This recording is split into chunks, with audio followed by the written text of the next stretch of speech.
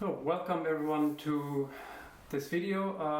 I wanted to give you my feedback on testing out the 45-liter travel backpack in comparison to the 30-liter backpack. Why did I have the feeling that I wanted to compare the two? Simply because I had a feeling that I was maxing out my 30-liter backpack on my day-to-day basis quite easily with when I'm combining, daily tasks with photography and then bringing layer clothing when it's, getting fall or winter, and then when I'm going on, photography jobs and I have to bring a lot of stuff. Sometimes I have the feel that, this is limiting me in some case, and that I have to get additional bags. And I wanted to try out if I could use the 45-liter backpack as a daily bag as well, because it's just what it is. If you have two of the bags, one of them is going to be not in use when you use the other one, and I kind of don't like having gear around that I don't use. So maybe that's just me, but I don't know how you feel about this. I tried them out both, and this one now on a trip where I went to Berlin with my girlfriend. She was running the marathon, and after that we went on to have some holidays, and so I could use this bag as a travel backpack to cover just the 2 days in Berlin, and then when I was in Berlin, to use it as a photography bag for the marathon day. And when it comes to traveling, this bag is absolutely killer. It has super organization. It's very well organized in there. So I couldn't ask for more.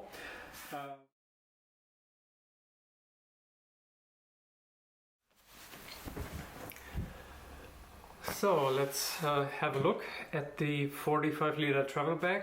This has now packed everything inside which I needed for a 2-night stay over in Berlin for shooting the marathon, and then sleep appliances and some accessories and what have you. So let's have a quick look.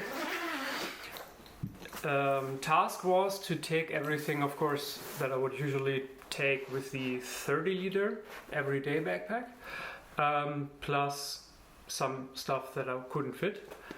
In the top, of course, will be little small MacBook Pro, and inside here. On the top I have the tech pouch with all the bits and pieces that one could need, SD cards, hard drives, microphone and adapters and all that kind of stuff. So then there is a rain pouch, the rain fly, for this bag. Then we have book, very good to read if you are interested. Here I have the field pouch, and this holds,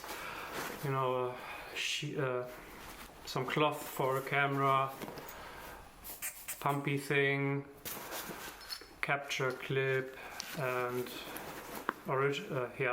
cuff, all that kind of stuff that sits in here.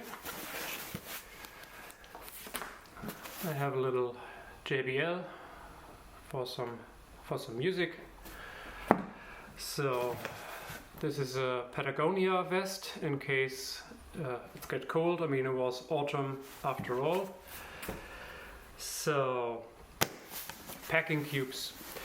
I had a big one in my suitcase for holiday stuff, this is the small packing cube, and I could fit underwear and t-shirts and spare pants in here for 2 nights, plus the stuff that I was wearing, of course, pullover and long shorts and shoes. So that's pretty cool that you can fit all that stuff and compress it. Then on the bottom here, let's take that look from the other side. Camera cube, the small one. In here I would carry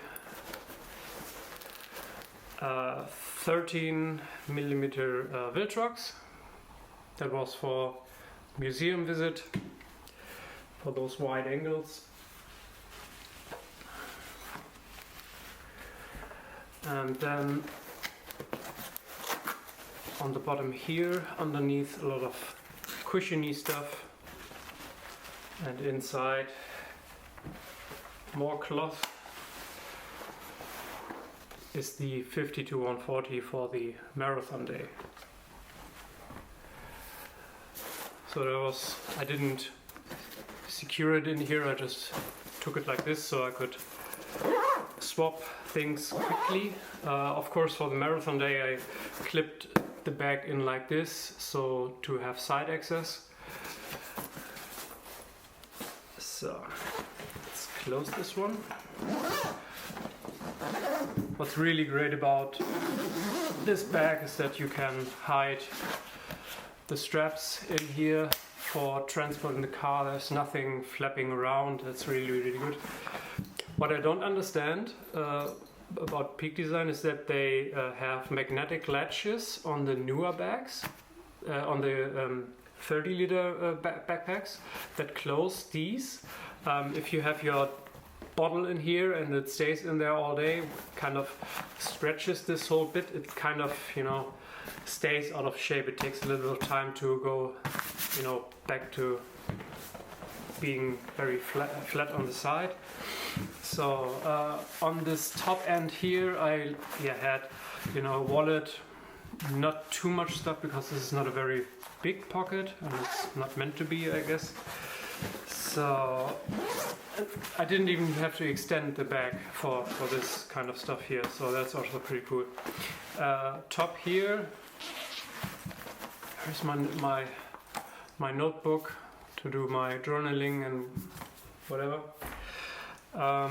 writing down ideas. Then I had on top here, I also had stuff that I would need on short notice, like I had a pen and I had wallet, that kind of stuff.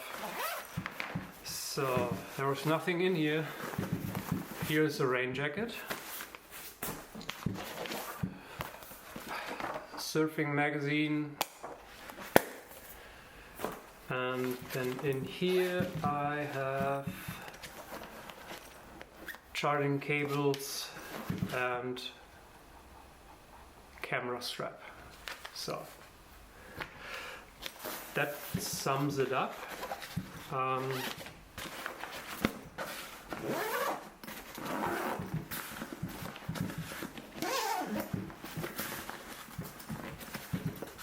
Yep. So let's have a look in comparison. One more thing. You didn't see any camera. That's because I had my camera inside the 6 liter sling for when I had to leave the car to go to the petrol station and go to the restrooms and all that kind of stuff. And I had my camera in here plus with a 23 f2 and attached, and I had the 50 f2 in here, and then, you know, small items what you need on short notice when you're traveling. So 2 bags. By the way, if you have this bag packed like I had now, make no mistake, this is not comfortable to wear. It is, of course, it's heavy. If you would hike across Europe with trains and buses and whatever, I don't know if I would feel comfortable with such a big backpack, but that's just me. I'm not very comfortable with backpacks on my back pain. Welcome to your 40s. Yeah, so let's check out if we can fit all that kind of stuff in here. So, side access. So, first of all, the 50 to 140. Let's put this at the bottom. Oh, actually, on the bottom, put it in the middle. So then we have the tech pouch goes on the bottom.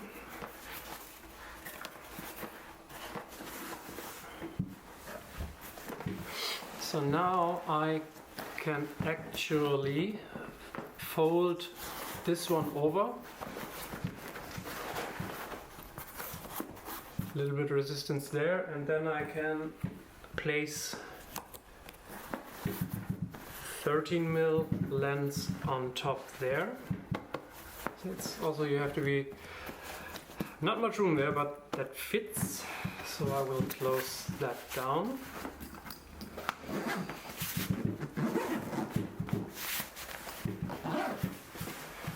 So leaves me with the top compartment. Not a lot of stuff fitting in. So now let's see. I still have a book to read. Then there is a rain jacket. Still some room left.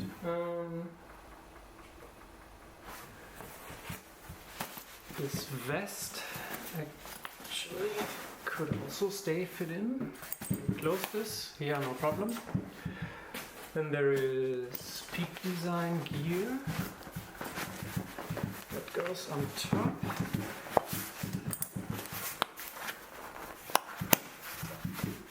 So yeah, that just fits. And then of course I can still fit the laptop in the back, but what I can not fit anymore is clothing. So in this case, sorry, I would have to use a small extra bag, or maybe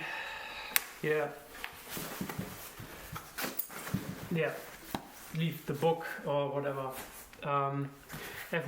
By the way, what you didn't see me pack here, of course, is toiletries, and this was packed in the bag of my girlfriend because she had, less, of course, no camera stuff, so she could take all this. So not that you think that I don't use any toiletries when I travel. So yeah, there you have it. This is the difference in packing 45 versus 30 liter for a 2-night stay over plus photography trip.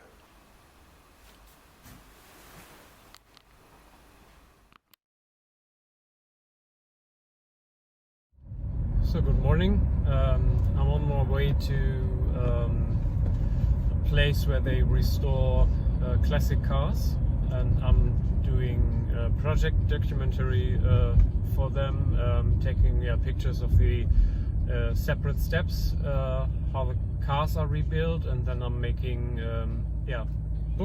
photo books for the clients, so they have documentary for their cars. And this morning I tried the 45 liter backpack as the day bag, and what's really nice is that I can dump a lot of stuff into the bag.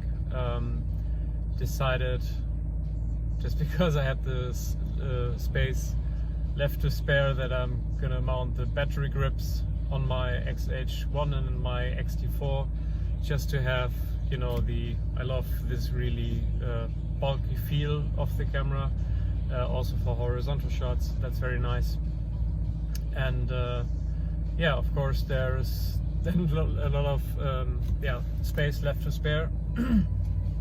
But what's really cool, and you're going to see this later, is that I could take the small camera cube and then just attach the camera strap to it, so I don't need to take a backpack and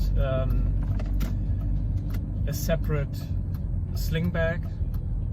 I can just take the camera cube and put it inside the backpack, so for the rest of the day when I'm moving around I don't have to manage two separate bags, I just have the one backpack. So that's actually really convenient, and yeah, let's see.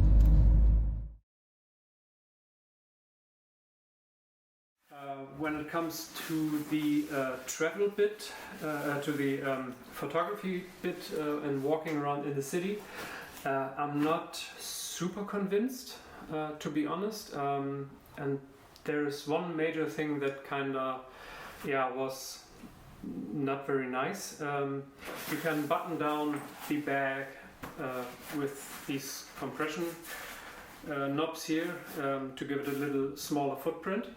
And when I had it in this compressed state, there was one thing happening all the time when I was, having